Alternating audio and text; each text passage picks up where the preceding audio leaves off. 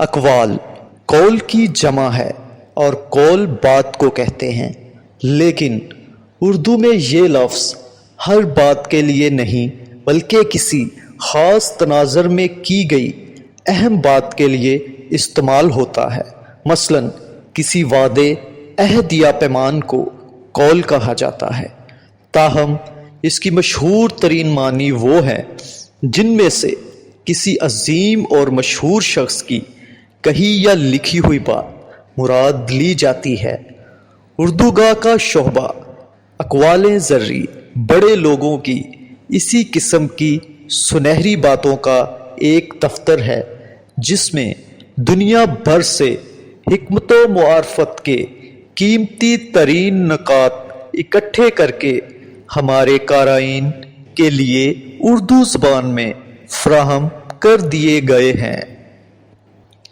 اقوال زرعی عام طور پر ایک یا ایک سے زیادہ جملوں پر مشتمل مختصر مگر جامع باتیں ہوتی ہیں، جن کے کہنے والے کا نام معلوم ہوتا ہے۔ اگر کہنے والے کا پتہ نہ ہو تو ایسی معروف باتوں کو کہاوت یا ضرب المثل کہتے ہیں، اور انہیں کسی ایک شخص کی بجائے پورے معاشرے کا مشترکہ ورثہ سمجھا جاتا ہے۔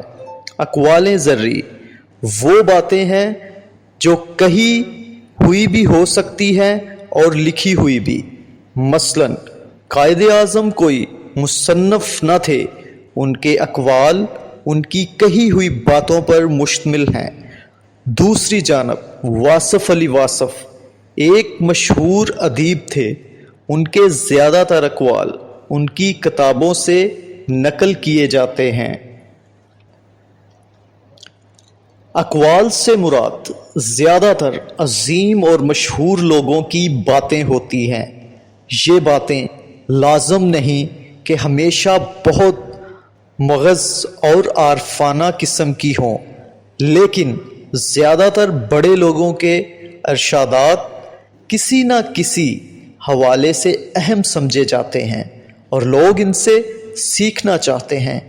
پیغمبروں، ولیوں، صوفیوں، فلسفیوں، دانشوروں، سائنسدانوں، ادیبوں، شاعروں، کھلاڑیوں، فنکاروں، سیاستدانوں، بادشاہوں، جرنیلوں اور سماجی رہنماؤں کی باتیں دنیا کے مشہور ترین اقوال میں شمار ہوتی ہیں۔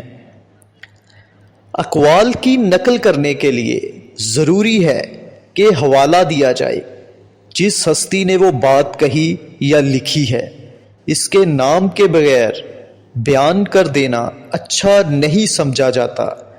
یہ عموماً مشہور لوگوں کی باتیں ہوتی ہیں، اس لیے لوگ جلد ہی جان جاتے ہیں کہ اصل میں کہنے والا کون تھا، لہٰذا بہتر ہے کہ انہیں اصل شخصیت کے حوالے کے بغیر نقل نہ کیا جائے۔ بہت بار اس معاملے میں غلطی بھی ہو جاتی ہے جو دور تک پھیل سکتی ہے۔ مثلا حضرت علی کرم اللہ وجہہ سے بہت سے ایسے اقوال منسوب کر دیے گئے ہیں جو دراصل ان کے نہ تھے۔ ذرا سی تحقیق کر لی جائے تو ہم ایسی اکثر کوتاہیوں سے بچ سکتے ہیں۔ اقوال زرعی کی اہمیت بہت سے پہلوؤں کو محیط ہے۔ ان کی جامعیت اور بلاغت کا اعجاز ہے کہ بعض اوقات ایک ہی جملہ کئی کتابوں جتنا علم بخش دیتا ہے۔ ادب اور زبان و بیان کے طلباء یہ بھی سیکھتے ہیں کہ بات کیسے کرنی چاہیے کہ وہ زیادہ سے زیادہ لوگوں کے دلوں پر اثر کرے۔